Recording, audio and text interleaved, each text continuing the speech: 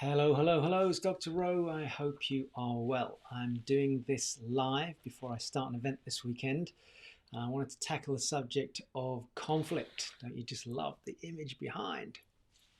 So, as I stand here now, I can first of all tell you that I do get into arguments and conflict and have on occasions challenging or high volume discussions, is another word I use for them, with people or even people that are close to me. So it's not, this is not me talking to you as like I'm in a nirvana place and it never happens. However, I do use certain tools to step back and give me a chance to at least understand what's going on. So I think that's really what I'll talk about today. If you're in a situation, I mean, let's face it, there is tension escalating around the country, around the globe right now. But if you take it down to a macro level, people are tired. For a lot of people that are locked in at the moment or locked down, there's frustration bubbling, and people's perspectives have changed a lot. I think what COVID has done is really created quite big divides in families, even in communities. We see it on social media, those that believe in masks, those that don't believe in masks, those that believe in the vaccination, those that don't believe in the vaccination, those that believe that the government should have been so, they shouldn't have been so strict, those that believe the government should be stricter, and of course it goes on and on. And I think this backdrop of tension, our relationship with tension and the frustration that is building up inside people is coming out into everyday conversations. And added to that, maybe too much screen time, people not sleeping enough, etc. I think is building up. So I just wanted to give you four things here that I think would be really useful. And if you actually approach this from an honest perspective, and I mean like literally you step back and you go, okay, let me be totally bloody truthful here. Who's this about? And what's this about? I think that will give you a good perspective. So let me put this up on the screen here, and feel free to take some notes here. And if you're in a situation or it's happening at the moment, particularly if this is going on, first question is this. What is this conflict about? Is this about you being right and them being wrong? Is this about your ego? Is this about somehow you've been wounded? And it happens to all of us, especially blokes. But we kick back because we hear something, we disagree with it. We're not sure we entirely agree with what the other person's saying. And instead of maybe coming at it in a logical way, a more rational way, and hopefully a sense of wisdom, it's like, boom, or it escalates. It's like a boiling point. It goes up and up and up and up. If anyone relates to this, give me a wave. But it escalates up. And then it becomes a pattern of constant, similar type of dialogue. And each time you're just wanting to reinforce the fact that you are correct. You're right. I'm right about this. So the conflict comes in. So one of the first things to do whenever you get into a situation where this is about conflict, ask yourself a sincere question. And the question is, am I having this conversation? Am I having this conflict? Am I literally coming up with an opposite view to this person just simply because I want to be right? And they annoy me and I have to be right in every situation, or on this occasion I have to be right.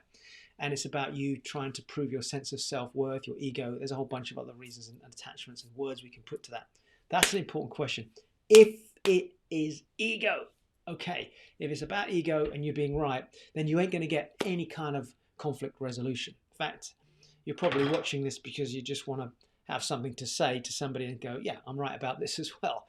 So if this is about you being right, you have to humble yourself. You have to step back and ask some serious questions, such as, do I actually need to be right? Why is it important that I feel I have to be right in this situation?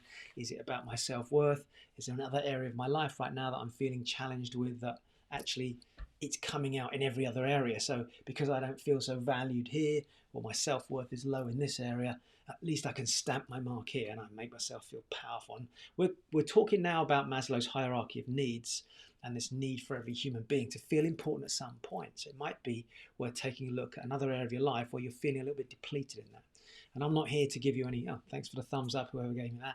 I'm not here to give you any coaching on that today.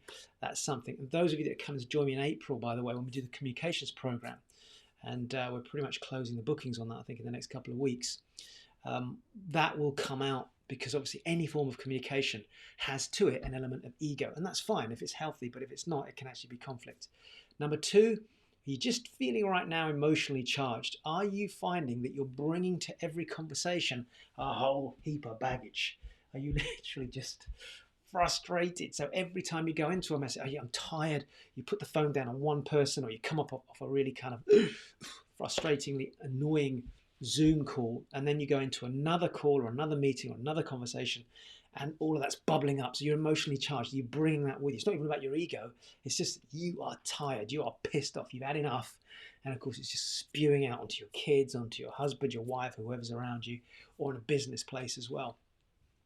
So I think, before we start trying to find a solution to a conflict that you're having, or conflicts that you have, or the next time you go into a conflict, we've got to take the mirror out first. We've got to take a look at ourselves and say, all right, is this about me? Genuinely. And I would say well, it's my personal view, 70 to 75, maybe even 80% of the time, actually that's the case for a lot of people, because we all have stuff going on. I've got some situations happening at the moment with my mother who's not so well. And so, sometimes we can bring that stress into other situations. And then, of course, you don't understand. I've got all this going on at the moment. And then, so 2 first questions are about you. Ego, but also what about emotional baggage, emotional frustration? Are you a pressure cooker waiting to explode right now? Third one is it important? Is it really that important that you continue these dialogues if they're constantly exploding, or if you're finding you're having these explosive semi-conflict conversations? Are they worth, you've heard the phrase choose your battles. Are they really worth the energy, the dialogue? Because the amount of time you might spend having these head-butting competitions with people, if you removed that and added that up, it could be hours. But it's also the emotional discharge that comes off the back of it, and then the feeling it leaves with the other person as well. So, I often say to people, I'm having a lot of conflicts with my husband, my wife, or whoever it is in my business.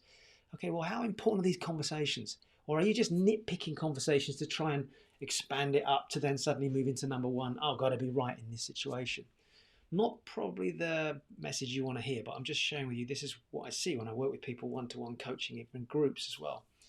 And then the final thing, and this is a tool I might want to suggest you look at playing with, that's a perspective shift. Now, those of you that are joining me in April on the CWI event, and by the way, if you haven't booked onto that, I'm just going to quickly say, because we're not really doing, in fact, I think we may have stopped our promotion now for it, so anyone that books on is organic. But while I'm here on live, I might as well tell you, go to www.seekardo.com/virtual, virtual, virtual, and you'll get a chance to book onto that. But I think come early April, we're stopping bookings because we've got a load of stuff. We've got like a welcome pack we have to send out to people manually before the event. But one of the things I'm going to talk about there are the 4 archetypes. Now, I haven't got time to go into all of them, but one of the archetypes is the magician. So what you can do in the middle of a conversation whilst you're in a conflict is you shift perspective and look at it from the perspective of the magician. The magician comes up with creative ideas. They pull magic out the hat. They'll float around and maybe wave their wand in the conversation to bring a different perspective to the situation, to change the way they understand, even to the point of floating into the other person's body and saying, right, how does it feel to be this person I'm having a conflict with? What if I was just for a moment to take their point of view and imagine I'm looking at myself? The heck, who's that person shouting at me? Oh, that's myself. Bloody hell.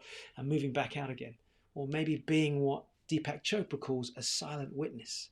Just quietly visualizing this argument as it's going on. If you can actually do it whilst you're face to face with somebody, that's really powerful.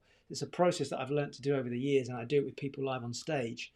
But if not, think back to any conflicts you're having or any conversation you're having where people are headbutting with you, and just rerun it like a movie, but float out and look at it. It's an NLP technique in a way, where you're watching yourself in that conflict and start to imagine what could be done differently. How could you articulate differently? What could you say differently to shift the emphasis and depressurize that conversation? Okay, so a lot to pack in, I know, and it's probably a bit intense, but hopefully if you just take one thing for this, you can apply it. It's useful for you. So it's Dr. O signing out. I've got to get ready for my event tomorrow. Have an amazing evening.